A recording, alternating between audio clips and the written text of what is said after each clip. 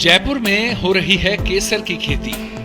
ये सुनने में भले ही अजीब लगे, लेकिन इसे अपने जुनून से हकीकत में बदला है सोडाला की रहने वाली मीनाक्षी शर्मा ने।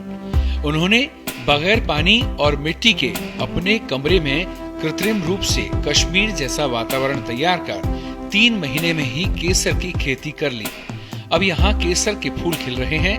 मीनाक्षी ने बताया कि उन्होंने केसर की खेती को लेकर ऑनलाइन प्लेटफॉर्म से जानकारी जुटाई। इसके बाद कश्मीर से केसर के बीज लेकर आई। अगस्त के महीने में उन्होंने ये बीज लगाए। अक्टूबर में कली भी आने लगी। मीनाक्षी बताती हैं कि इस दौरान हर रोज वे 15 मिनट कमरे में शुद्ध हवा जाने के लिए खिड़कियों को खोल दिया करती थी। अब इन कलियों में फूल आ गए हैं। इसके साथ ही इनसे केसर निकलना भी शुरू हो गया है। अब इस केसर को एकत्रित कर सुखाना शुरू कर दिया है। मीनाक्षी बताती हैं कि उन्होंने घर के ही एक कमरे को थर्माकोल की शीट लगाकर कोल्ड रूम के रूप में तैयार किया। कमरे में शुद्ध हवा के लिए सिर्फ एक विंडो रखी। इसके साथ ही इसमें 2 टन का एक एसी लगाया। कमरे में अलग अलग तरह की लकड़ी की ट्रे लगाई गई। केसर के बीजों को लकड़ी की ट्रे में रखा गया और कमरे को 2 महीने तक बंद रखा गया। इस दौरान कमरे का तापमान दिन में 10 डिग्री और रात में 6 डिग्री मेंटेन किया गया। हेलो फ्रेंड्स, मेरा नाम मीनाक्षी शर्मा है और मैंने केसर की खेती करी है।